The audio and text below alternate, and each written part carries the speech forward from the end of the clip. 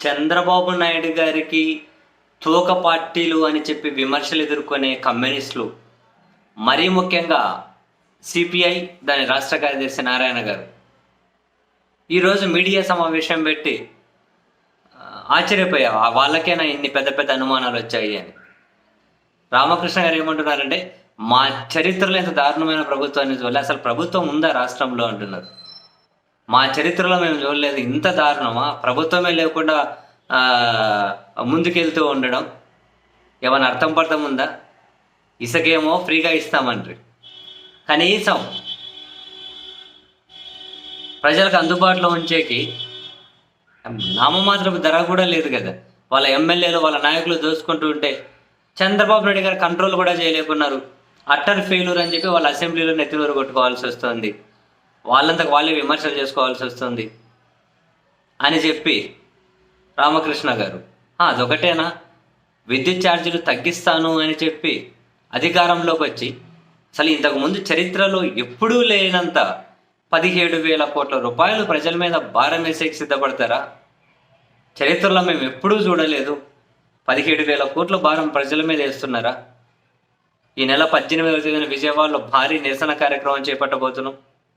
ఈ నెలాఖరు వరకు నిరసన ప్రదర్శనలు కార్యక్రమాలు చేయబోతున్నాం. ఈ నిర్ణయం నుంచి సర్కార్ వెనక్కి పోకపోతే డిసెంబర్లో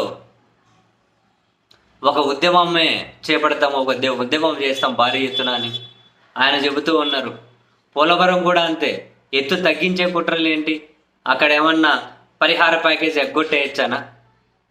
దక్కిస్తే అది ఏమవుతుంది? ఒక రిజర్వాయర్, ఒక చిన్న డ్యామ్ అయిపోతుంది, ఒక రిజర్వాయర్ అయిపోతుంది. అప్పుడు పోలవరం ప్రాజెక్ట్ అని ఏముంటుంది? కృష్ణా నీళ్ళు కాపాడడంలో కూడా, కృష్ణా నీళ్ళలో ఆంధ్రప్రదేశ్ వాటా కాపాడడంలో కూడా అలసత్వం కనిపిస్తూ ఉంది. ఏ ఒక్క దగ్గరైనా ప్రభుత్వం కనిపిస్తుందా అని.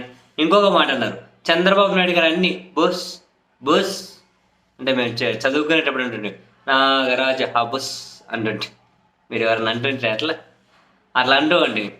చంద్రబాబు నాయుడు గారి మాటలన్నీ అట్లనే ఉన్నాయి. ఏదో పైన సీరియస్గా మాట్లాడినట్టుంటారు, కింద ఒక్కరికైనా వాళ్ళ పార్టీ నాయకులు ఎమ్మెల్యేలు ఎవరు కూడా ఆయన మాట వినరు. కనీసం ఒక మంత్రి అయినా మంత్రిలాగా ఉన్నారా? ఆ ఒక్క మంత్రి అయినా కనుక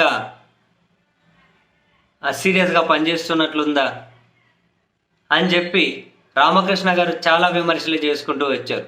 అసలు ప్రభుత్వం ఉందా చరిత్రలో మేము ఎప్పుడు చూడలేదు దారుణం అంటూ ఉన్నారు. రామకృష్ణ గారికి ఎంత పెద్ద డౌట్ వచ్చేసిందా? మామూలుగా విమర్శలు ఎదుర్కొంటూ ఉంటారు కదా వీళ్ళు, చంద్రబాబు గారికి తోక పార్టీలు అని. వాళ్ళకి ఎంత పెద్ద డౌట్ వచ్చిందట, ప్రభుత్వం ఉందా, యాడుంది, మేము చరిత్రలో చూడలే.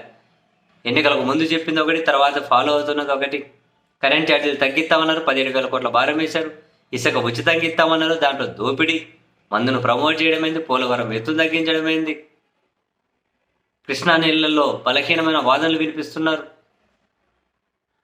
చాలా ప్రభుత్వం తన గమనాన్ని మార్చుకోవాలి, లేకపోతే మేము పెద్ద ఎత్తున ఉద్యమిస్తాము అని చెప్పి అయితే రామకృష్ణ గారు అంటూ ఉన్నారు.